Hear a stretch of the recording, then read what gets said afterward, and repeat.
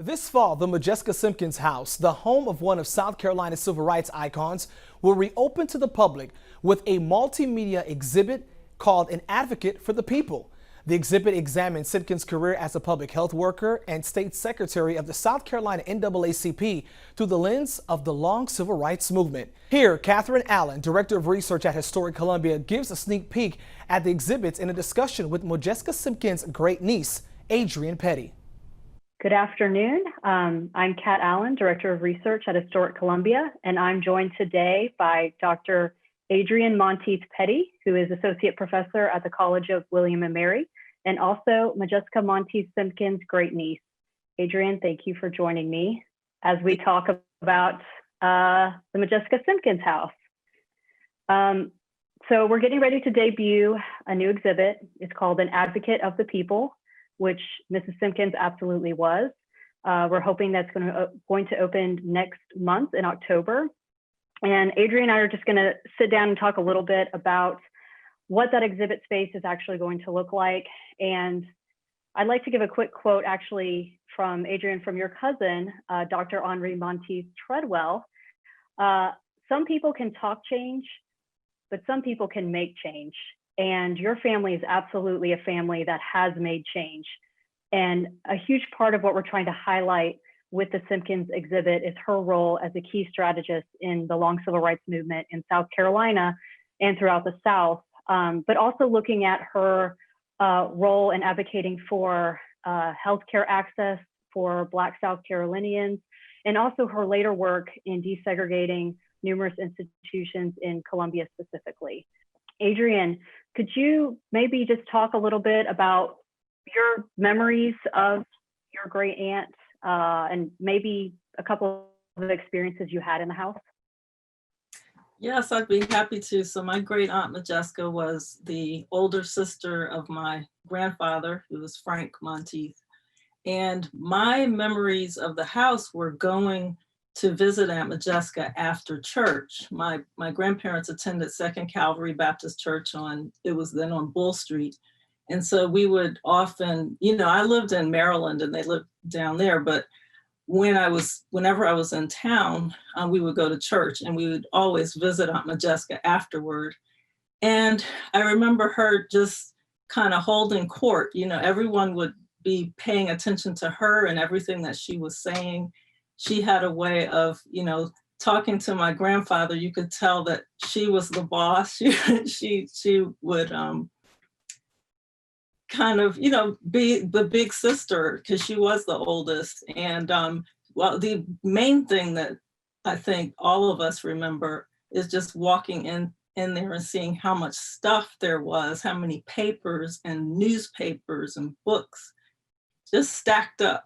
And so that was I don't remember ever sitting when we visited. You'd kind of stand around and she would be in that front room. Occasionally she'd be on the porch too. And so that's something I always remember. And so with that said, the house is relatively small. We don't have a huge footprint to work with, but there are 3 main exhibit rooms, and each room has kind of a central feature as well as interactive pieces and panels. For me personally, when you first walk into room 1, it's called Organize, and that's looking at the first few decades of Mrs. Simkins' life, and there's a lot to touch on in that time period. But we really look at her upbringing at the height of Jim Crow. She's born in 1899, and she's growing up and living on the family farm just north of Columbia, and of course coming into town and interacting with all these different institutions, like, as you mentioned, Victory Savings Bank. So could you maybe talk a little bit about your work recently as a scholar and the role that Modjeska Simkins' family's, the Monteith farm, played in her activism?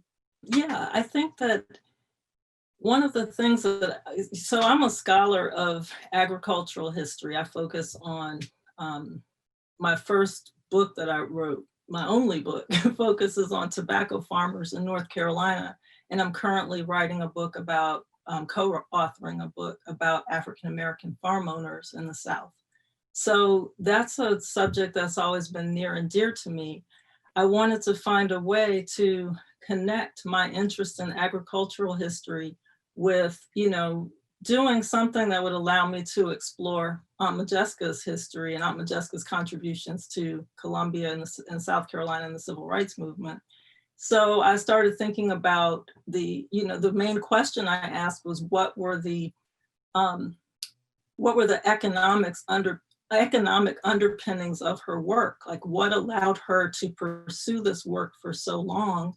And of course, she was a professional woman who had built a career in many different spaces. She was a journalist who earned income from contributing to various publications throughout, not only in South Carolina, but also the Norfolk Journal and Guide.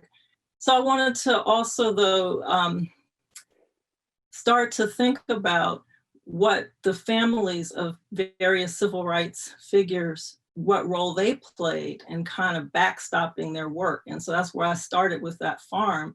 And because I was familiar with the kinds of ways that my great-grandmother, Rachel Monteith, had organized her kids to kind of work together and use that farm as a family resource. And so that's what I think is most significant, not only thinking about her upbringing on the farm and how it informed her familiarity with the struggles that farm people were going through, but also how elements of that farm contributed to her own ability to sustain herself economically while doing such great work for the community. And we see that, of course, as we move later into the civil rights movement in the 1950s with her work on the Briggs v. Elliott case, which became one of the 5 cases for Brown v. Board of Education of Topeka. And we've really focused in on that case specifically in room 2, but so I thought we would take a look at the letter wall that we've put together for this room 2 piece, specifically looking at this issue of Jet magazine. It's from October of 1955. The story about how this came about was she had a reporter, Simeon Booker, a quite famous reporter from Jet magazine, come and visit her at Motel Simbith, which was yet another entrepreneurial effort of Mrs. Simkins. And they were talking about the situation in Clarendon and Sumter County and how white banks, white employers were withholding all types of funds from local Black citizens, regardless of whether or not they were members of the NAACP. And so they suggested putting some type of call to action in Jet magazine. So when we were working with your family, we realized that this was a key opportunity to showcase how every citizen can help out, and the fact that they did, and from all over the country. Would you like to talk a little bit about kind of what we did with this wall? For people to be able to see this wall, I think it's the most moving thing. I think I really was touched by this display, and it also just brings to mind I can imagine those stacks of letters and papers in her house. So it also kind of, in a way, brings her house back to life in the way that it looked when she was there. But yes, these letters are it's almost like a 1955 version of a GoFundMe where people are writing from Michigan, Nebraska, all over the country. Some people send clothes. People are saying, I'm sorry I can't send more, but here's $5. It was just showing how even people who didn't have the luxury or the time to be directly engaged in civil rights actually played some kind of part. And the letters also often speak to their prayers for the people involved. They talk about the importance of Black people sticking together and fighting and not losing hope. And so that it was just that's one of my favorite parts of the whole exhibit that you guys have put together. And to kind of pull out bits of that across the room, we've pulled out several of those quotes that you mentioned. the time has come for me to do my bit, or you are not fighting alone, we are with you. And these are things that are being said in 1955, but they're just as relevant today, and you can hear them today.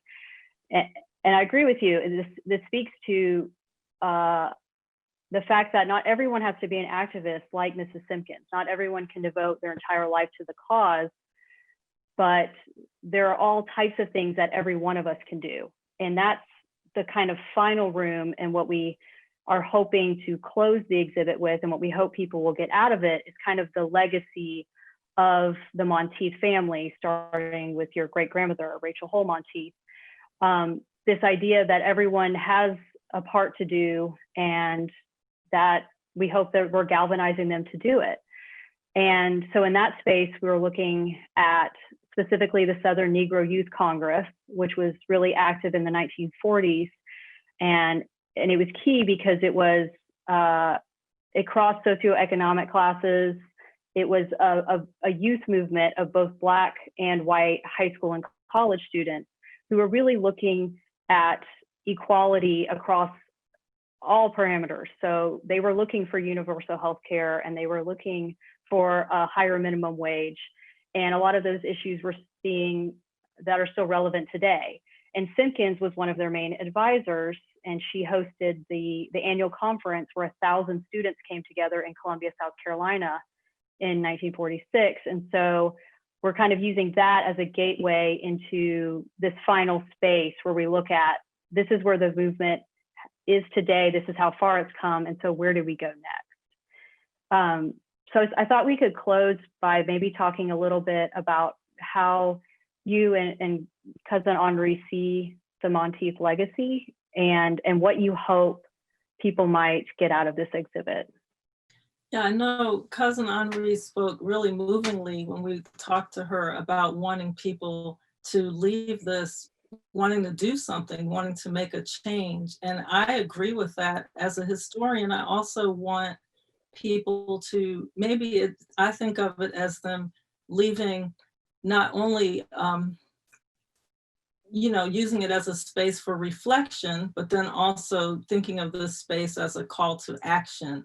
And so whatever form that might take, it's almost doesn't necessarily have to even be related to civil rights or to, to the ongoing need to address human rights and inequality and racism in our society.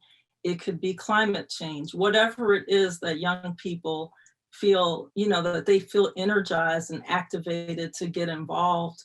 And also I hope that Aunt Modjeska's life shows them, that we have to be both impatient to insist on immediate change, but also patient, having the resolve and keeping the faith and the hope to see your activism through. The fact that she spent 60 years engaged in all of these different issues should be a lesson to all of us, that it's not something that you can just do for a few months and then drop. These are issues, and living in a democracy, all of us have to keep that democracy alive by doing our part to change our society to make things better. So I hope that that is what people come away with after they've visited the Modjeska Monteith Simkins House.